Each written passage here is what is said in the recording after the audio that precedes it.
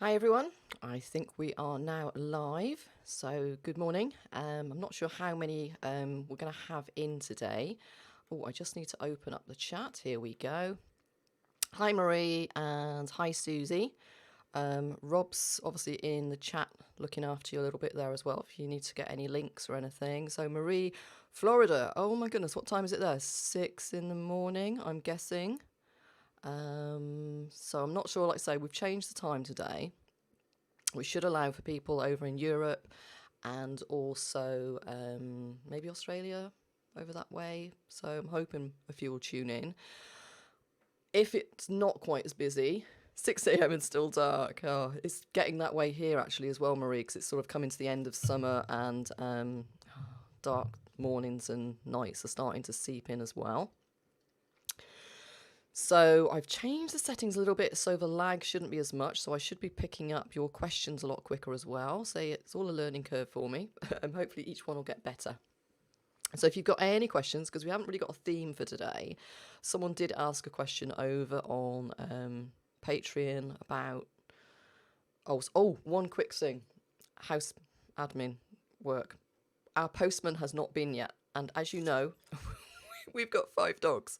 So if any point you see me, it goes quiet, you'll see me hold up this sign.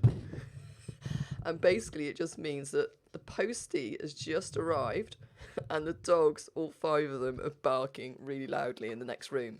It's the only way we can set things up at the moment to do this. So please excuse me. It will take a minute for Rob to answer the door, usher the postman away, and the dogs to quieten down, and then I'll unmute the microphone again and we'll get going again. So apologise if that does happen. So, if you've got any questions, please do ask. Anything at all. Obviously, if I don't know the answer, then I'll come back to you on it.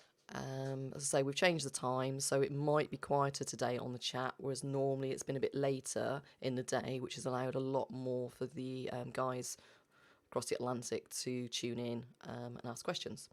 So we'll see how it goes. I might even do the next one sort of on a midweek evening, sort of like, I don't know, 6 o'clock in the evening here, or even 8 o'clock, which should mean that most people over in the US should be good to tune in. I'm just going to, like say, mix up the dates and the time still and see how we go. Now, I know we had a question on Patreon from one person asking about what I do with a piece once I finished it. Obviously, I tend to scan.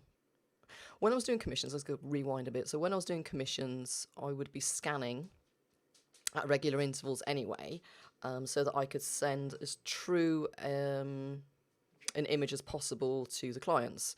I just found that taking photos is okay, but they were never truly sort of reflective of showing the detail. So I would always scan, and also, of course, doing the tutorials, I'm scanning at every stage anyway. So doing that whole thing with the commissions put me in good stead then for when I started doing tutorials, because I was already quite well practiced. And even going back now, I know I can go back to older pieces and I could put together, a nice series of work in progress pictures and probably do a little description in between each one as well to do mini tutorials. So it is quite nice to look back on things like that anyway, and you know that you've got a good high quality images.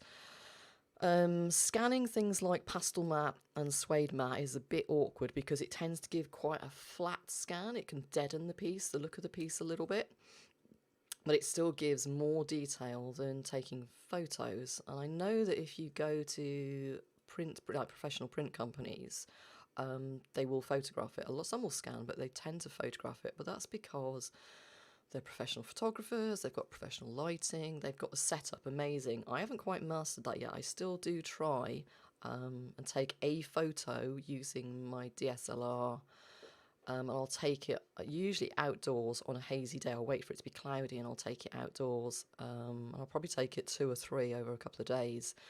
And then I've got a comparison then between. Usually the photo will give maybe sometimes a better idea of the texture of the paper, and it won't be quite a dead flat image as the scan will be. So yeah, so when I finish a piece, obviously I do that, I photograph it, but I scan it. I've done a little video for you, I can pop it in the links as well, showing that if you've got only a small scanner, like an A4 scanner, it's not a problem.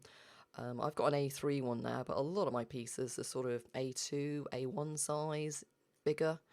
So what I do is I scan it in segments, and then there's a free program called Microsoft ICE, Image Composite Editor, I think is what that stands for. And basically you just download that for free, and then you just upload your images, all those segments, upload it, click composite or something like that, and it just stitches all of those pieces together within, I don't know, less than 10 seconds, just a few seconds, and then you can crop and extract it or export it from there. And so you've got a real high quality scan of a massive piece of work. And then I save that, and I save it into a few places. Yep, it's on my laptop. I upload it to OneDrive, I upload it to Dropbox, and then I've got a backup drive as well. I've actually got that here. So I've got I've got a Seagate, I've got a hard drive as well. So I try and make sure that I do a backup onto there. And that way that, because I have had the experience of, like my laptop dying, and it's so frustrating. So I try and make sure now that when I do my scans, I stay on top of it, or at least, sort of like every 2 to 3 weeks, I'm making sure I'm doing backups. But I try and make sure that documents and finished images, and especially scans, I upload those to somewhere online, 2 or 3 places, so that if my computer fails, then it's there somewhere. It's not such a major panic. It's a pain in the backside when your laptop dies on you, but it's not so drastic. How is coloured pencil touch-up texture best used, and can it be used on pan pastel, which is over-coloured pencil? Haven't tried it that way, Marie, to be honest. I mean, I've tried it, the little bottle especially has saved me. I think I did that little video of the horse portrait where I was working, and pastel matte in some areas, it was a really flawed piece, was demanding sort of 50-60 layers. It was unbelievable. And then when I got to doing the muzzle, which I was about, sort of 15 hours in or something, I couldn't get more than 3 layers down. So all I did with that was, you've always got to give it a really, really good shake. Painted it on the area I needed to put it on, and then it gave me another 3 or 4 light layers. And I could have gone back in and kept adding it and adding a few more layers. So it was really good. I am nervous about adding too much of it in case it dries. I've heard about some of the fixatives drying, and then if you've got a flexible paper, it can crack. As far as putting it, you've got spray as well. I'd imagine with the spray it'll be absolutely fine. If you've sprayed over the pan pastel and the pencil. Now I've used fixative, I'm just working back my memory. I've used actual fixative, the workable fixative, the spray, on suede mats with pastel. So normal pastels, so before I had pan pastels, so pastels and coloured pencil. And what I did was I masked off an area, just masked off the area. I made sure none of it went onto the background, because I didn't want anything spoiling the background. So I've masked off what the area I want to spray, sprayed it, let it dry, and it's worked absolutely fine for pastel and colour pencils. There's no reason why it shouldn't work with a light layer, letting it dry, for pan pastel and colour pencil if you need it to. If you've put down light layers of pan pastel, you shouldn't, and you're working on pastel matte or a textured surface, you shouldn't really need to go in with it. Let me know, Marie, sort of a little bit more. Have you got a piece at the moment that you're actually thinking that might be needed? I mean, if so, best thing to do as well is sample piece of that paper, put down roughly the same level of pan pastel that you've got, add a bit of colour pencil, give it a spray, or paint it with your touch-up, which is whether you're using a little bottle or the big spray. Let it dry, obviously, and then give it a go. That is the best way. But for me, it has worked using pastel and colour pencil, so it should be fine. It's designed to give, like I say, those extra layers of texture. So let me know, and like I say, feedback to me as well that you've given it a try. I can give it a try as well here. It won't take me long to do. It'll be good for me to know as well. It's great when you ask these questions, because it's things that I only use these things usually if I've come up against a problem where I need to use them. I haven't, But now you've alerted me to that, then I can give it a go. And it's also then when something I can suggest to people so they will know. So thank you very much for asking. Yes, pan tutorials. I was sat talking to, yes, Marie, that's great. So I'll come back to pick Happy's question. Marie, do you want a spare piece of pastel mat and it's in the background? Okay, that should be absolutely fine. It's the other thing, I mean, you could just go over it with more pan pastel. It depends. Without seeing the picture, it might be a detailed picture. I don't know. So it should work as fixative. Give it a try. That is the best thing, and then you know. Because remember, your piece of pastel mat as well might be different to the suede mat. Obviously, well, it's definitely different to the suede mat that I've used. So the series of pan tutorials, yes. Obviously, the pans were released. It's all been a bit crazy. I go to America. I shut everything down after tomorrow. I go to America Wednesday. I go to Heathrow and I fly out on Thursday. I'm there for 2 weeks. I've got the workshop and then I'm back at the start of October. I've been speaking to Pan Pastel over the last couple of weeks. The little tutorial that I put out was just a really quick one. So when I'm back, I am going to be doing a small, like A4-ish size tutorial of one of my dogs, a collie. So it's black fur, but it's also got white fur and black, white and tan basically. So a tricolour, so it's going to show mixing all those colours in. But I'm going to be doing that on Never Tear. So it's follow on really from the drafting film ones. It's just to show Never Tear as well. But then I want to go straight on to using the kit specifically to do a couple of portraits. So it might be another black fur one, but it will just show really good contrast then between having done the Black German Shepherd last year using pure pencil, which took so much work. And really we can do a comparison then to like if you do an underpainting using the pan pastels, how quick you can get that saturation, that depth of tone, as well as the colours, and how little pencil work you should need on it as well. So I have got tutorials lined up. I'd like to do a white poodle. I've got a beautiful white, call it white, it's, you know, greys and flesh colours and everything. So I'd like to do a soft poodle one as well, because the pans will lend itself beautifully to that. And I've got a lovely photo lined up. And I've also got a chestnut red cow to do as well, which I thought would be lovely. Maybe even the donkeys. We'll have a look, and we'll all on Patreon, I'll put out a few pictures that I want to do in pan pastel, and we'll decide between us. But yes, definitely I have to anyway, because I need to get some more tutorials over for pan pastel as well, even if they just get a quick little time lapse of it, and then you guys will get the full tutorial. You're doing the German Shepherd now. Brilliant. Doris, you've used brush and pencil texture fixative on a pan pastel piece, and it worked very well. I think it's saying patalette, Doris. I think it's just a mistype there. So I'm hoping that is a pan pastel piece, and it's worked very well. So Marie and Doris, was that on pastel mat? I'm guessing it probably is, or was. So that is great to know. Thank you very much. So I'm a bit of a loss today. Usually I've got lots to say. I think it's where I'm just unwinding ahead of the US. I can share one possible bit of news with you as well, sort of a plan. Yes, thank you, Doris. Pastel mat, brilliant, thank you. That's really great to know. I'll feed that back to people, and I'll give it a go myself. So obviously the payments that I get from Patreon, when I get America out of the way, and I've got Alan Woolett's workshop, and I've got one with the SAA that I've got to do, and that will be a live workshop as well, one of the 4-hour live workshops. So that'll be going out in October. We're doing a dog eye for that one, so I'll release the links to you guys. And when I'm up there, I'll pick brains as well, because the next thing that I want to go on to, buying equipment, obviously from the money that comes from Patreon pledges, is going to allow me to hopefully stream proper workshops. So it's a big jump, because I'm going to need someone on the other side of the equipment. I'll hire someone, because obviously we've got the dogs. There's lots of things dependent whether we're moving house and I can get a dog sitter.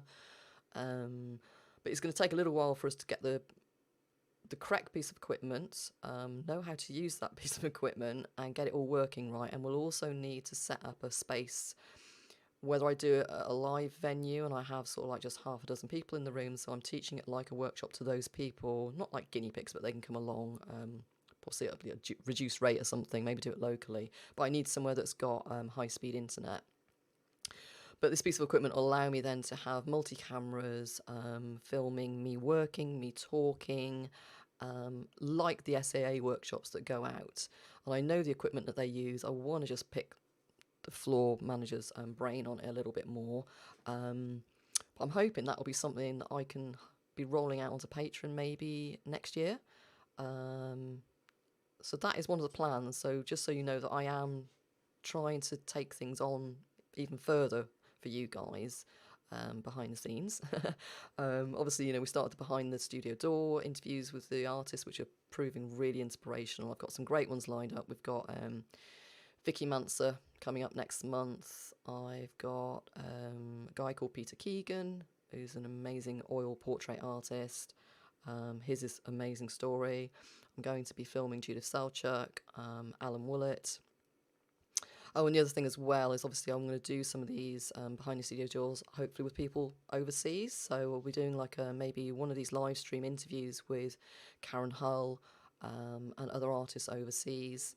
So I've got more things lined up for you guys on Patreon. So I'm getting to grips with all this live streaming myself. The draw along session went fantastically last time, and I can't wait to do the second part tomorrow and then plan the next one. So it's all good, even though I sort of, you know, I can pretend to be really confident about everything, and I will just get stuck in and give things a go. It just takes me a little while, and we haven't got the perfect setup here, obviously, with the dogs in the room next door. And if we can move house and get a nice setup and a permanent setup that I can just walk into and it's soundproofed, I can just come on and live stream, do workshops online much more often with you guys. So that is the plan. Dorothy was using watercolour pencils in that piece also. Oh, fab. So watercolour pencils and the pan pastels. Pick Happy. What's the extra item that is needed with the inks to do the Inky Wolf? I keep forgetting, but no, I need to buy it. Is that Caroline? Pick Happy. I'm just trying to link the names. Sure it is. Maybe I'm wrong. You'll correct me. Anyway, yes, the ink. So it needs to be on pastel mat, preferably white pastel mat, because the white pastel mat is the brightest white paper I've found apart from like the bleached ones. And the pastel mat allows the inks, the watery inks, once it goes down, to bleed, and that gives that real bleh, technical bleh, that bleed effect, like that cauliflower effect that I try and get you to avoid with watercolour pencils. That's what you want to encourage with the inks. So I use the Winsor & Newton inks and also the Sennelier shellac inks I brought in last time because they've got high light fastness. Now, you want something to disperse those watery inks, and that's where you need the acrylic ink. So the one ink that I use is the F&W, I think it is, F&W white acrylic ink. So that's what I've used on the lion and on the wolf. Now, if I'd have thought about it, I would probably have looked to see if there was a acrylic ivory for the lion. It would have worked better with the reds and yellows and oranges, but the acrylic ink is really thick, and if you open the lid, I take the lid off, pour a little bit into the lid or into a pot, put it to one side before you start putting down the watery inks, as I call them. That'll allow that ink, the white acrylic ink, to start thickening up as it's open to the air, so it'll thicken up even more. Then, when you're ready to use it, it'll be nice and thick, and when you drop it in, it's got to go in whilst the other inks are still damp. Otherwise, they will have set and dried. You won't be able to disperse and push that ink with the acrylic ink unless they are still damp or wet. The wetter, the better, really. Drop the acrylic ink in, and because it's thick, it will push and dispel the thinner ink. And so, like where the muzzle is, you can make it go, and it'll give you the muzzle instantly on the nose and the highlights. Don't overdo it. I overdid it a bit on the wolf, and it gave me more work to do then on the pencil work. But on the lion, I'd learnt my lesson a little bit, how the two work together. But yeah, you need the acrylic ink. Yes, it is you, Caroline. I thought it was. An acrylic ink, that's the one. Yeah, the F&W is the one that I used. I think I've got a picture of it in one of the tutorials, but I can try and find it for you. Any more questions? I don't even know how many are in the room because I've got a different view screen on today and I don't click anything in case we go into Groundhog Day mode and I end up having the sound coming out and repeating on a loop like we did a couple of sessions ago. That's just scared me for life now. Trying to think of other things. Obviously, I need to put out a couple of posts in the group. We're really happy now with the printed tutorials that we had done, the eye tutorials. I've had another batch come through and they've corrected 2 or 3 little things that were bugging us. So now I'm happy to go on and start to get the golden retriever printed next, and then we're going to start going back. What I need to do is I want to get more content out to you, but I also want to focus on some of my own artwork as well. I need to be creating. I haven't created anything in a long time.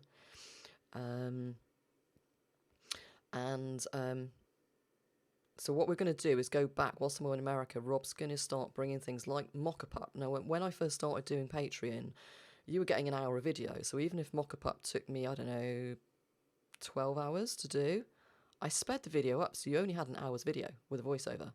I've got all the original video. So what I want to do is go back through, re-edit all that video, add a full voiceover to it, break it down so you'll have, you know, it'll probably possibly come out as like an 8-hour video over 4 sessions with full voiceover. And now I know as well how to edit it and adjust the colours and settings and things as well. So that'll give you a nice full proper tutorial rather than the old 1-hour time lapse, which was ridiculous looking back, to be honest now, but that was 2 years ago when I started out. And also from that then we're going to make a new written tutorial, so it will bring it in line with the new eye workshop one that we've just done.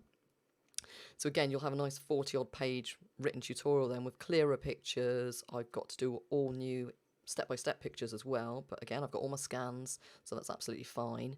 So I'm hoping that is going to be sort of like more content for you going forwards. So that is a plan as well of when I get back from the US. Getting this US workshop and Alan Woolett's workshop and the SAA one sort of done is a real aim for me, and then obviously I get to start focusing on working on the book. I've got the first meeting with the publishers in November, and then I can get going on that. And until I meet them, I don't know how much of the content that I'm creating for the book I'm allowed to share with Patreon. I'm hoping that I'm still going to be able to film some of snippets, even if it's not full tutorials. I'll be able to show, you know, sort of the different, I've got some amazing reference photos I've saved for the book. So I'm hoping that I'm going to be able to share that with you guys, and you guys will be able to work with me on the book, you know, sort of give your feedback and tell me what you'd like in the book as well. I've got my ideas, but I'm trying to make it, the tutorials are going to be 5 very different ones. But I'm hoping, like I say, you guys will play a part. But lots to do on that yet as well. Yes, Caroline, Alison Board. She was amazing. It was the first time I'd met her. We chatted online. She teaches for the SAA. She teaches at another venue that I was teaching at. And our paths have never quite crossed, but they were destined to. And obviously her studio was just to die for. She was just amazing. And it felt like I'd known her all my life, sort of thing. We were just singing from the same hymn book, basically, and it's so refreshing. I can't tell you, even though it was exhausting doing the drive to do these behind the studio door videos, they're so inspirational and uplifting for me personally as well. I get home tired, but I'm so like, oh my God, that was amazing. She said this. It sort of gave me more confidence that what I say is, you know, okay to be saying, and she teaches the same way, you know, just lots of things. But just her story as well, I didn't know about the ballet dancing and how she's still, you know, involved with the ballet, and it just goes to show that you need to hold on to something that you love as well, because the art for me at the moment as well has become a bit of a job.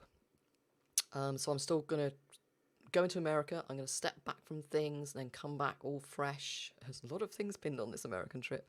Come back, you know, say all the little plans that I've got, the projects that I've got lined up as well. I'm hoping that stepping away, I'll be able to think a lot more clearer, make some proper plans, and just come back and be working a lot smarter. I'll have no workshops. Once I've got Alan's done, which is no pressure on me really so much. Alan's the one teaching, I'm just organising. And the SAA one done.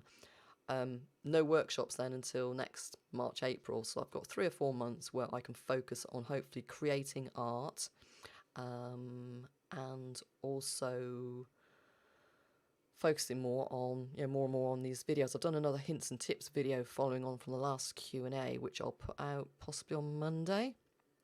And that's for anyone that was interested in social media, the analysing program that you can go in and nosy, not just on your own stats on your own social media, but you can look at all of anybody else's social media channels as well and see what they're doing right and things.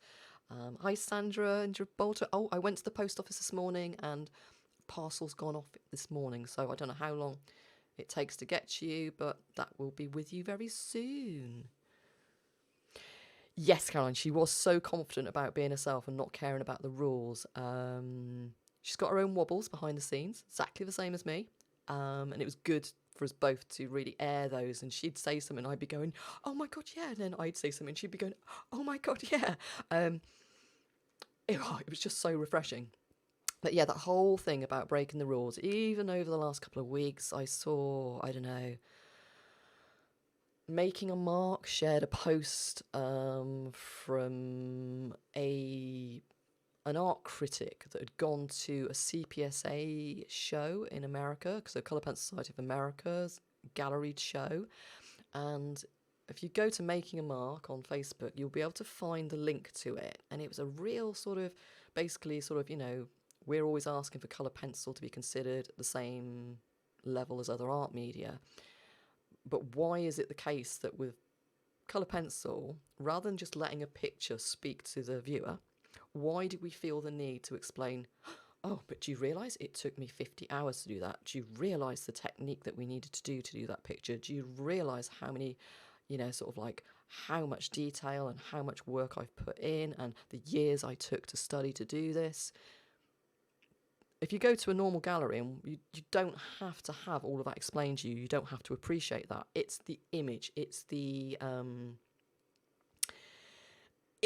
what the picture is saying to you. It should be speaking to you or not. But as colour pencil artists, I don't know, there seems to be this whole thing about, there's a lot of realism as well, working from photos and that, lots of things like that. So I was sort of on the fence with this thing that came out. But it was a lot of thing, again, about the rules. And I just think, do you know what?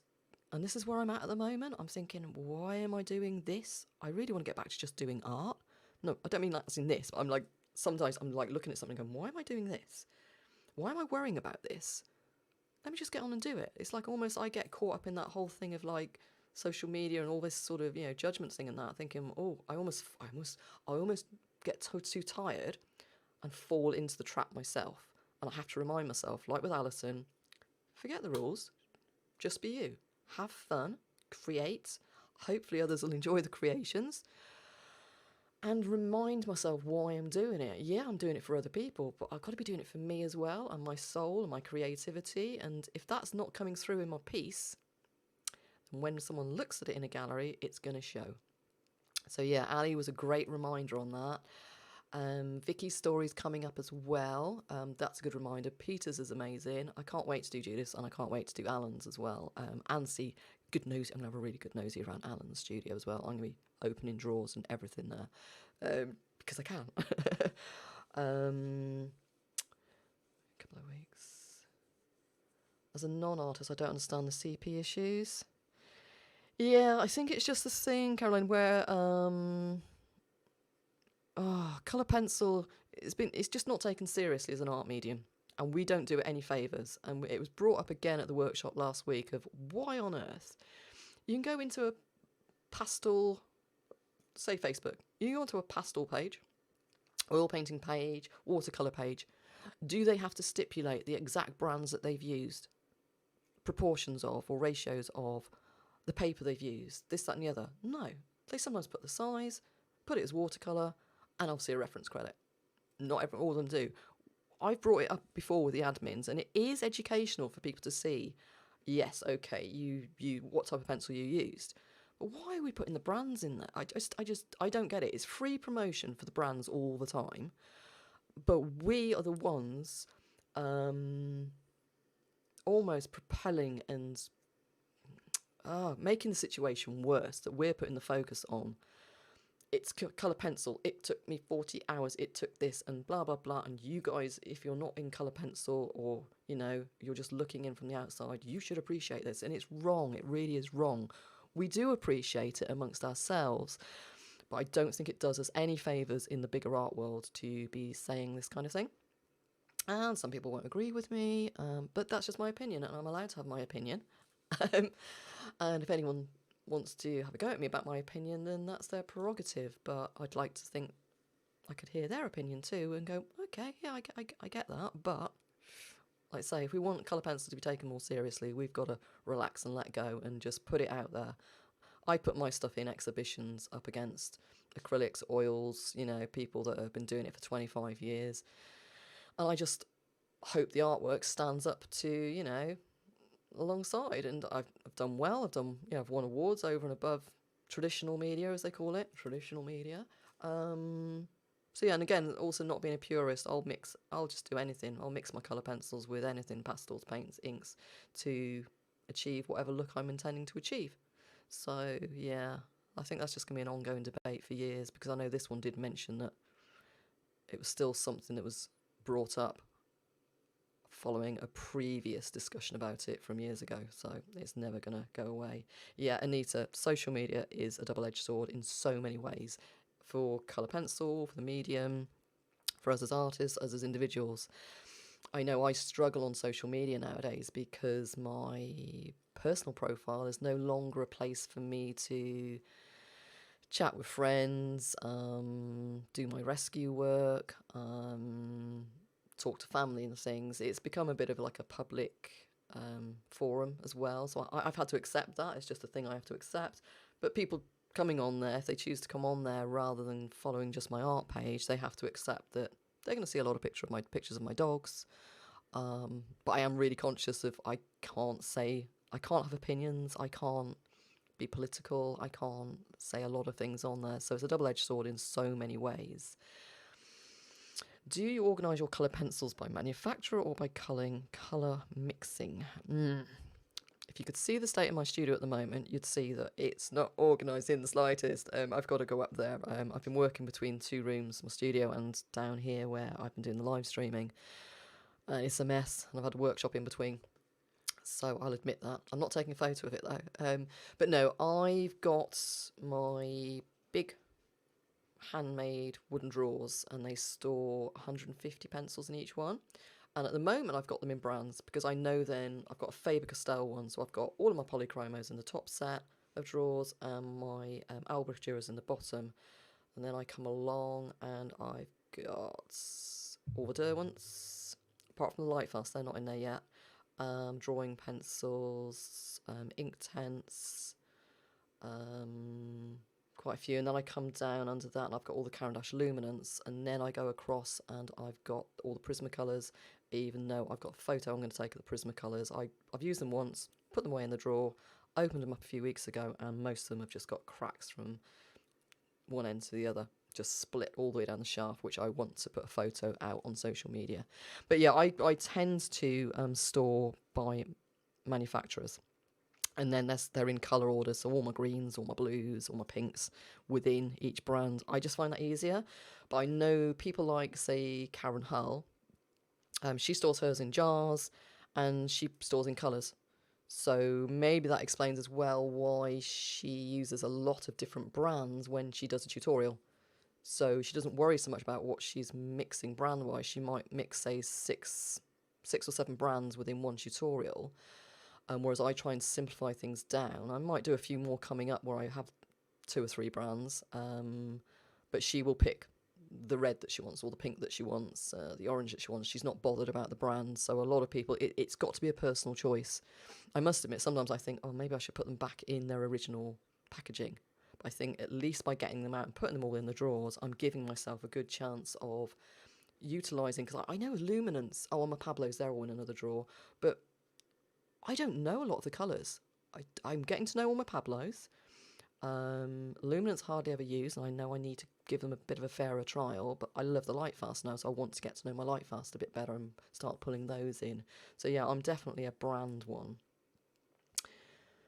Anisha, you've experienced that same thing on photography groups. Yeah, I've been in a couple of photography groups, and I'm too scared to go in there, to be honest. I'll go in and have a look every now and again, but it does seem very much that way. And I've looked at some of your photography work this week as well, Anita. Not that I was stalking you or anything. Wow. If you ever do any teaching or anything, wow, I'd love to be there. It's just amazing, absolutely stunning. I was looking, going, is that a photograph? Is it a painting? The effects and everything that you've got are amazing. I've got this backdrop up behind me, and I'm gonna get the camera out later. I need the sun to dip a little bit, but I want to get some pictures of Max and my old girl Bella and the collies and everything up against that backdrop today. But your images are just stunning, I have to say that. Very much an amateur. Well, I'm an absolute beginner then, because yours is just stunning. I know how to get a photo to make a portrait from. I'm not a photographer. I don't do photography in a way or take a photo that is going to be really used as a photo. Although saying that, I did put some into an exhibition this year, and I sold 2 or 3, so I was quite chuffed that I sold some of my photos. I guess I can envision an image. I know what image looks good, but I'm not that great at all the settings and everything. I'm trying. But yeah, your work is amazing. Doris, have you used Fabriano's black or white paper yet? We used it at a local workshop last month, and it takes tons of layers. No, I've got Fabriano. Now, what are we using for Woolett's workshop? Fabriano, and it is the extra white, and that is what we're using for the puffin workshop. I've got it upstairs. I ordered it. I've got, I don't know, about 40 sheets of it upstairs. I haven't looked at it yet, but that might be the one. We'll have to compare notes and see. I think I don't know if it's the HP, which one it is, but I'll compare notes with you. Hadn't tried, I'll try that one. I'll have a look at the Fabriano. I've got the UART ones to try. They sent me all of those, but to me they're not black. I still prefer the Colour Fix Smooth because that is a pure black. It's a shame Pastel Matte don't do a black. The anthracite's just not dark enough. Oh, that's really interesting to know, because I know the, which one was it? Strathmore? They sent me some black, and I just didn't like it. It was just too thin. Okay for pastels, not many layers. I love the Somerset Velvet, but you need to have a really light touch. You can't erase. And if you work too hard, it will lift and peel some of the surface off. So that is interesting about that Fabriano black. I'll have to have a look. Going on. Oh, you're on a Harvest Mouse workshop next month. Is that the one over in Kent? I know there is one over there, because a couple of people said to me about it, and I have got a trip to Kent lined up, because that's where the publisher is, and that's where Alan Woollett is, so I will be over that way. So I want to maybe have a look. So I want to go get some fox pictures. All the fox portraits I do are from other people's photos, which are amazing. I love to do a fox tutorial, and it means preferably I'd like to take my own photos. So I'm trying to get to that British wildlife place. I think that's Kent. But I know, again, I'm getting to the end of the season. I'm probably going to miss the photography day over there. Oh, Cannock. That's not too far from me. I think, Anita, me and thou might have to organise maybe a day out, a bit of a jolly with the cameras, and you can teach me a few things. I think that would be fantastic. Fab. Okay, Caroline, I want to take photos of different animals, but not a fan of zoos. I know you visited some zoos. Are there any good in conservation, environment, ethical, etc.? Struggle. Yeah, I'm exactly the same. I research these places. A couple of places I've been to just made me sad, and I've made a point of, like, Dudley Zoo especially. I went there to see the snow leopards. I just came away so sad, and I know it's a lot of the buildings within the zoo are listed. They are restricted. I know, for example, there was a moon bear there, and I've got like a bit of a affinity with the bears. And I was just so sad to see her, but she was like, in her mid-20s. She was doing okay. The keepers, they understood. They couldn't do anything more, but they gave her as much enrichment, and they were just letting her live out her days quietly and peacefully, and well looked after, which is about all they could ask for. Now, I do go up to Yorkshire Wildlife Park. They are doing good work. They rescue a lot of animals. The polar bears that are there are bears that have been used for breeding. over in Europe mainly, and they've either going to be put down. I know when they've got their first big one there, it was really sad because when he arrived, all he did, he'd been in a small enclosure, and all he did was rock backwards and forwards, and pace. He's not got a huge, he hasn't got the life he'd have in the wild, but he's got a great bit of open exposure. He's now got his nephew Pixels come to live there, and 2 other bears. They've got a great big swimming area. The focus isn't on as much whether the visitors can see them. It's more about giving the bears, a decent quality of life, which is all we can expect. They're not breeding there. They have, I was saying that, they've bred a couple of the big cats, but they are part of the endangered species sort of breeding program. It's just finding a balance. Some of the old zoos, like I can't go to Chichester Zoo, even though I know that they are supposed to be quite good. I won't go to Bristol. I've heard so many bad things about the Bristol Zoo. I can't go to the London Zoo. I know about all the big parties that they do for the rich people at night. And, people just get out of the parties and go and, it's just, no, it's just wrong, some of the things. So just doing a bit of research. Also just check out that you're allowed to go and take photos and then use them for commercial gain, or, for doing portraits from and things. I usually just speak to them there, but they're pretty good. I'd like to go up to the place in Scotland where they've got the bears as well, the polar bears. But yeah, it's just a really hard call. I know we'll go to Holland next year to teach. I want to go as a couple of wildlife parks there, I know. And again, I'll do a lot more research before I commit to going. It just makes me sad. Someone's offered to take me to, I think I'm in Kansas, to go to the zoo there, but I just can't. It just upsets me too much, and the images haunt me as well. So yeah. Close to us. Walking Wolves. Oh, Walking with Wolves. Oh, honestly, I went. That was one we can't do anymore here. At Reading, Beanham, the Wolf Conservation Trust, UK Wolf Conservation Trust. That was amazing. The work they did was amazing. And you can tell that they put the animals first, because the animals are now come up to an age where they're not rescuing any anymore. But if some do come into rescue, any pups are rejected by their mum wherever they are in the world. They will take them in if they can. And again, they might open up to the public again, but what they've done is they've retired the wolves. They've been ambassadors. They've been out to schools. They've educated people. They've done it really well. The enclosures were huge. If anything impacted on the wolves, they stopped the walking with wolves years ago, because they said the wolves weren't benefiting from it. It was just for the public. So they said, well, we're going to stop that interaction. The wolves didn't need it. They tried to give them as natural a life as possible.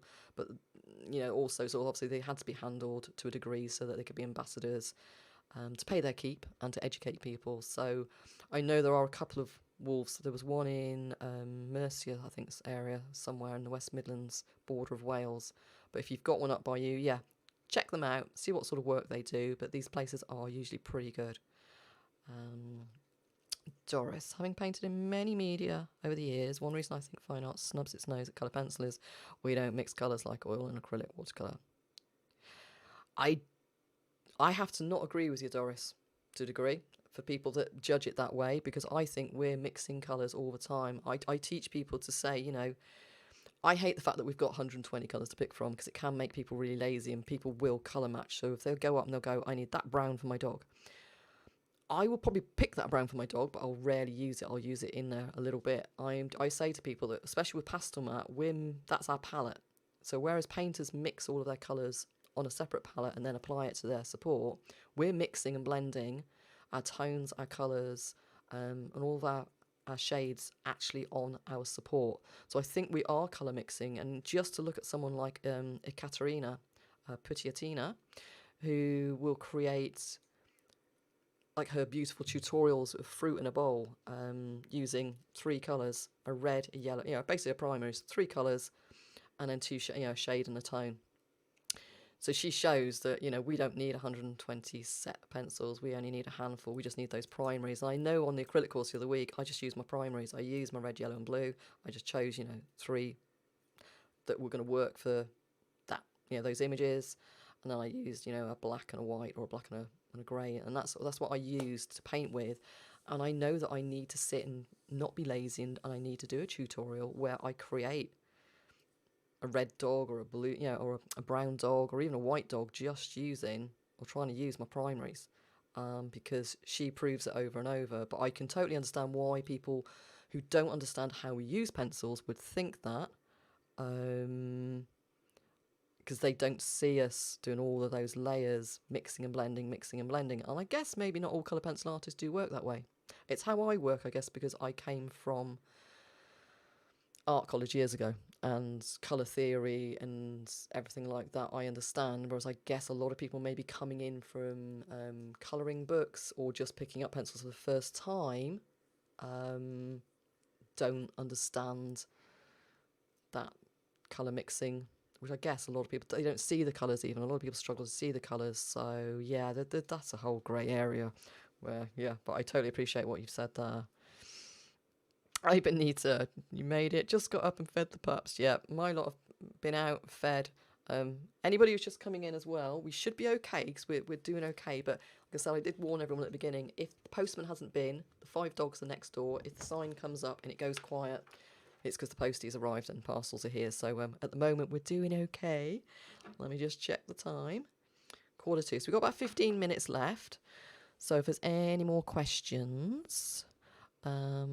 about just going back up to that thing, I did mention it briefly, but if you do go to visit wildlife parks, zoos or anything, it won't be on their ticket and it won't be on display. But if you dig down in their fine print, especially in America, dig down in the fine print on their website, some of them will have it quite big.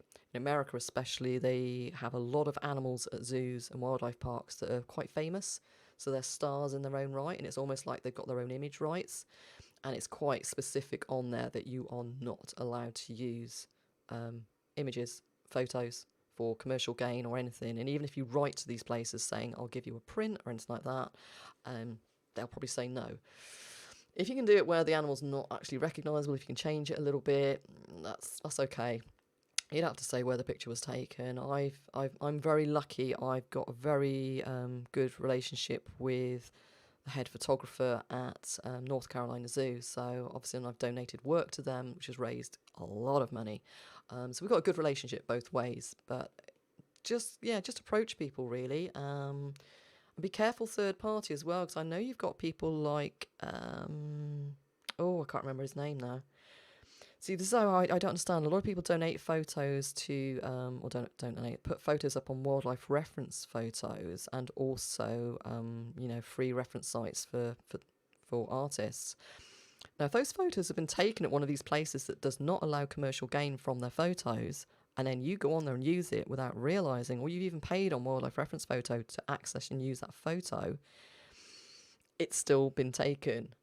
Under those rules that it can't be used. So there's a real, again, grey area, and that's why I encourage people, try and take your own photos or try to have a one-to-one relationship, contact with the photographer, just so you're clear and you've got it in writing from them. If there's any comeback, do you know what I mean? You've got that in writing, so hugely imperative that you try and do that. And it's just respectful anyway, and I think it's nicer because I did the big fox recently and I'm doing another piece from that photographer who took the fox photos, and I'm going to donate, I'll give him a couple of prints when I finish the other one.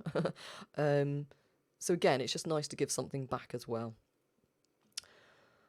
Strathmore Bristol Vellum, it depends which one you use, Anita. I know a lot of CP artists use the 300, the 400, the 500. I've only tried, I thought, 500 is going to be the thickest, it's going to be the best, so I bought the 500. I didn't like it because it doesn't suit how I work. But that was possibly about 3 years ago that I got it. A lot of people, like Judith Selchuk, uses it a lot. Alan Willett uses it. There's quite a few artists will use Strathmore.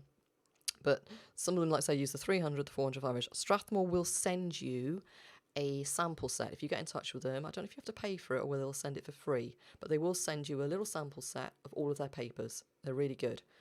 I'm trying to think if I've got any. I've won a few things with Strathmore and they've sent me lots of paper. I'll have to have a nosy. I've got some Moulin de Roy that I want to try as well.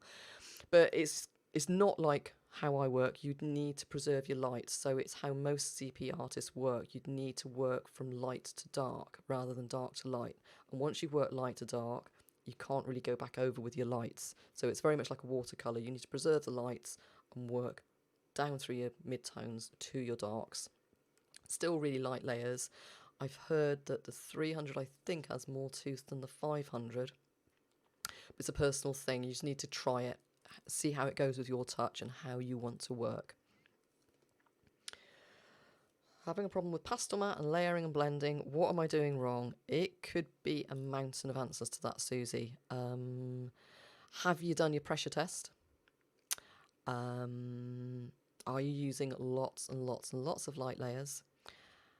And I think anyone who's been on my workshop, Sue was on my workshop last week, Pick Happy, Caroline was on the workshop. If the thing they learnt the most last week was where they've been using pastel mat at home and getting frustrated, it's just simply that where they would think they're going to stop, or where they think, oh, I must have done enough now, I'd say, no, you're not even halfway yet. And that is the key thing. It's a test of patience, perseverance, sanity sometimes. The lighter shades are better than the darker shades. I don't count my layers, but I did that little layer test. I'm going to do some more for you as well, using different colours and tones. But it is usually, don't go for the obvious finished colour. So if you've got a brown in that dog, don't go for that pencil. Look at which ones are going to mix and blend, and you're going to work dark to light, dark to light, dark to light, and you keep repeating over and over and over again. And then you get to that point where it suddenly feels creamy, and then's when you go in with sharp pencils and you can start to add your details. But it is just work. Even if you just do a little sample thing on a small area, you have to do that pressure test so that you understand what pressure to be using. If you're going in too heavy-handed, you're crushing the tooth, you're not going to get many layers down. Not many layers means you're not going to be able to mix and blend your pencils and your colours and your tones. So there's a lot of things that come into play, and to be honest, a lot of it just comes from practice as well. But it's mostly with pastel mat about touch and feel. Hi, Sue. Yep, Caroline's agreeing there. Yeah, last week. Trying to use lots of light layers, but I'm still quite new to using it. Susie, that's it. If you're new to using it, it just takes a bit of time, and you'll have a light bulb breakthrough moment of go, oh, okay, and you need to trust the paper as well. So when you've worked dark to light, it'll look nice, and it'll give a hint of the effect, but then take it back down to dark again. And it's that bit where people, like on the Snow Leopard workshop, they put in all their lovely highlights the first time, and then I'll come up and they're going, oh my God, she's coming. And I'll get a dark sepia and I go over the whole lot, top to bottom. And where you've got your dark tones and the light tones, where I go dark sepia, it still stays dark and light. We need to fill the tooth. We need to fill all... Just a minute. Lucy, can you please be quiet? I'm nearly finished, and then I'll be with you. Sorry. I hope you can't hear her crying. Oh, she's going to carry on. So yeah, it's just a case of practice, and if you're really new to it, that's where there's a lack of confidence with it as well. So you just have to trust and just push on through. And if you get to a point where you think, I finished, I think, do a couple more layers top to bottom. And then if you think you're finished, do a couple more. Just push on through and keep pushing through. And that's the one thing that mainly I do at workshops, is I'm there just to keep pushing people. And once they believe me, because it takes about a day or even more than a day for them to believe me, and they start to feel it, and then they start to see it. They feel it before they see it a lot of the times. That's the breakthrough moment. So just keep pushing through for now, Susie. Don't work on too big a piece either. Try and keep it small. And the smaller areas, obviously, you'll fill the tooth quicker and you will get there a lot quicker. Stop counting at 19 layers with my pressure 3. There you go. Exactly. Stop counting. Like, say, I've got no idea. If you think one layer is just like one stroke of the pencil, and on like that little square pressure test I did, I think I did 45 layers. I could have done 60. I could have gone probably up to 70 layers. In other words, one stroke of pressure 3 on that area. Dark light really works. I did separate darks and lights, not wanting to overlap, but wow, it works. That's the thing as well. If you think that's a dark area, that's a light area, so you only put darks on one area and lights on another, and you don't overlap them, or basically you don't take your dark all the way over your light, you'll never get that beautiful blend of tone and shade. And all that colour mixing, remember, on your actual sheet. So keep it small. I'm going to do some, when I'm back from the US, I'm going to do some, because Harry on the last workshop asked if I do some of these little colour squares. So they're going to be tonal value squares, and it'll also show you, this is what it looks like after 3 layers. This is what it looks like after 6 layers. So I'll do that square test that I've done, and I'll break it down, and I'll also start doing like one or two a month using different colours and showing how to mix different colours as well. So going back to basics, will you maybe go back to using our primaries like we discussed earlier, and showing what you can achieve with just your primaries and a shade and a tone. So we should, in theory, be able to achieve anything we like. It's just that we've got quite lazy because these pencil suppliers want us to buy their big sets of 120 and 150 pencils, and we go, yeah, I can't resist, I want them. Even though you hardly use most of them, it would be really good to go back to some good basics, and I'll tap into, like, obviously my knowledge from art college from all those years ago, that surprisingly is still in there. I can't remember yesterday, but I can remember that stuff, and we'll get some good theory in there. And once that theory's in, you've got that to tap into. You can still be lazy and grab whatever you colour out the box. I still do, but that will help. Cool. Let me just check the time, see where we're at. Oh, my Fitbit's telling me I need to get up and walk. Well, that's not happening this hour anyway. Okay, we've got a few minutes left now before I can start wrapping things up. I want to say thank you everyone for joining in today anyway, because I wasn't sure how many were gonna pop on. So this has been quite nice actually, a nice relaxing one today. I'm going to try and do a public one at some point, possibly in November. So I'll still do the exclusive one for Patreon, but I'm going to try and open it up to the public. But that might happen once, and it might scare me back into doing it in private, because I don't know anyone can jump on then. I quite like our little Patreon only ones because I sort of know a lot of you guys. I know the names, and you're all nice. It's scary out there when you open things up to the public. Okay, so we'll start to wrap it up, unless anyone's got anything else quickly that they want to ask. He popped in for a minute. Well, I'm glad you did pop in for a minute and stayed for a few, and it's been really nice to see you. And yeah, Anita, normally we talk about a lot more, get a lot more questions coming in, but it is pretty much have a think about for the next one. If there's anything, throughout the month you think, God, yeah, I didn't get that, or why did she say that? And if you want me to explain something, I can go into theory.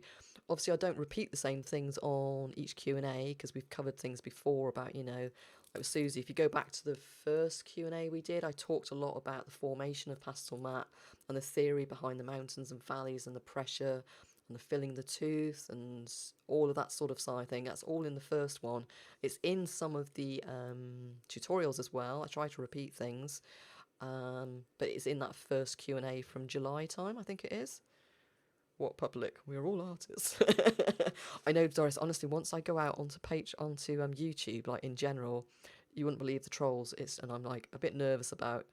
I've got Rob anyway monitoring the chat anyway, so that's okay. He can hopefully kick anyone out of the general public one, but we'll see how it goes. Most of the other artists I see doing the big public Q&As goes okay, but I know, like, even Lisa Lockery, she has 2 or 3 admins in there just watching things because the chat can get out of hand. So it's not like us. It's you're very sort of also very sophisticated and exclusive in the Patreon. So yeah, we'll open it up to the rabble and we'll give it a go. And yeah, hopefully a few of you will be there to support me. So we'll see. Okay, right then. I'm going to try and find how to stop the stream in a second. So big thank you once again. Thank you to Rob as well, just for keeping an eye on things for me. And I'll see you all over in the group. And again, there's a few more posts to go out. Maybe some of you will be on the live stream tomorrow with our drawing session. But if not, I will be sending some updates from the US. And please do wish me luck on that one. But yeah, it should all be fun. Okay, guys, so thank you very much. And I will speak to you all again very soon.